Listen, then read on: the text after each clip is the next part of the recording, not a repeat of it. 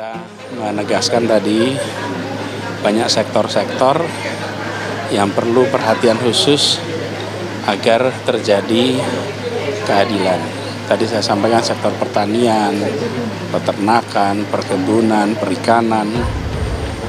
Pelaku-pelaku di sektor itu perlu mendapatkan perhatian khusus terkait dengan peningkatan kesejahteraannya.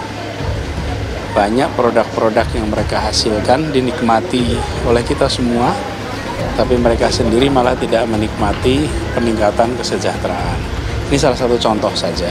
Saya berterima kasih kepada teman-teman di KIB, Kuning Hijau Biru, yang mengorganisir kegiatan ini, dan insya Allah kegiatan seperti ini bisa menjadikan manfaat bagi kami dan juga bagi semua yang terlibat. Jadi kalau Pak Surya Paloh ingin memperjuangkan change, perubahan, perbaikan, dan menjagokan Anies Baswedan sebagai capres, lantas muncul kesan kuat bahwa Anies adalah antitesa Jokowi.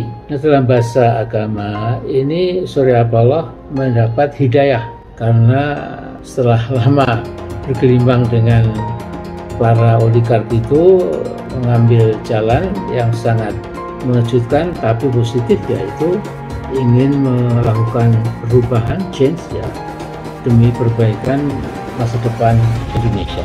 Nah, sedangkan Jokowi jelas ingin meneruskan langkah-langkahnya yang menyengsarakan banyak rakyat dan menguntungkan kalangan konglomerat dan korporatokrat. Nah, mungkin dalam bahasa agama Jokowi bertahan dalam dolalah semacam kesesatan. Ya, kesesatan politik, kesesatan ekonomi, mungkin juga kesesatan moral yang berakhir dengan robohnya demokrasi Indonesia. Nah, peristiwa hukum dan sekaligus politik yang menimpa Johnny Great bisa jadi blessing in disguise buat bangsa Indonesia. Mengapa? Kita semua pasti setuju ya, dengan korupsinya diangkat ke permukaan dan nanti akan diberikan hukuman sesuai kejahatan korupsi yang sudah dilakoninya. Ini tentu kita dukung. Tapi jangan sedikit pun lupa bahwa konco-konco Jokowi, bahkan mungkin anak dan menantunya, bila ditelisik betul-betul, ternyata juga bisa dimasukkan ke kategori pelaku kejahatan korupsi. Chicago, tentunya kita butuh pemikirannya, bukan sekedar gosip politik belaka. Dan silakan berpendapat, publik sudah paham yang mana yang sentimen personal, yang mana yang argumen rasional. Amin Rais sebut masa depan Jokowi bakal suram. Dikutip dari Suara Sumatera, sosok Amin Rais menyebutkan jika masa depan Joko Widodo atau Jokowi bakal suram.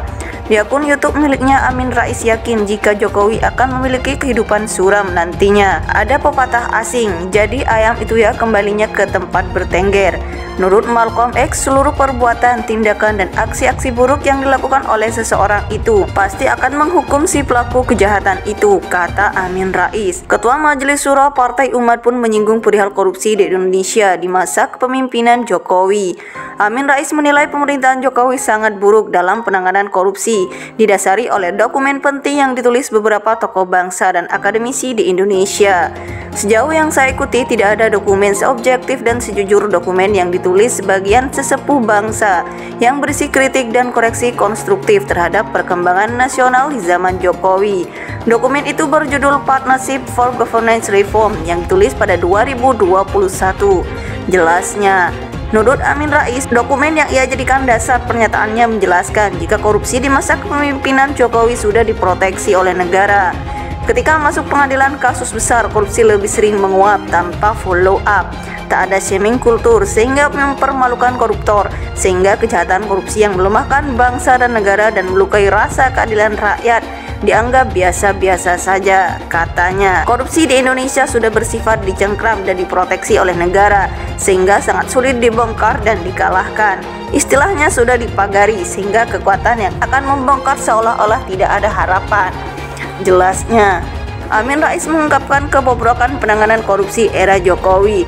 tergambar dari anjloknya angka indeks persepsi korupsi Indonesia. Hal ini menurut Amin menempatkan Indonesia masuk dalam jajaran negara terkorup di dunia. Jadi, indeks persepsi korupsi tahun 2022 lalu sudah anjlok dari angka 38 ke 34. Indonesia masuk dalam rombongan negara bobrok dan terkorup di dunia, ungkapnya. Karena itu, Jokowi harus memanfaatkan sisa masa jabatan untuk berbuat adil kepada masyarakat. Jadi, hati-hati Pak Jokowi, Anda tidak bisa lari pengadilan rakyat dan pengadilan sejarah. Jadi, kalau saya boleh usul, manfaatkan 15 bulan sisa kekuasaan Anda untuk berbuat adil kepada rakyat Indonesia, ujarnya. Tinggalkan perkhidmatan Anda pada oligarki politik dan bisnis ekonomi, tambah Amin Rais.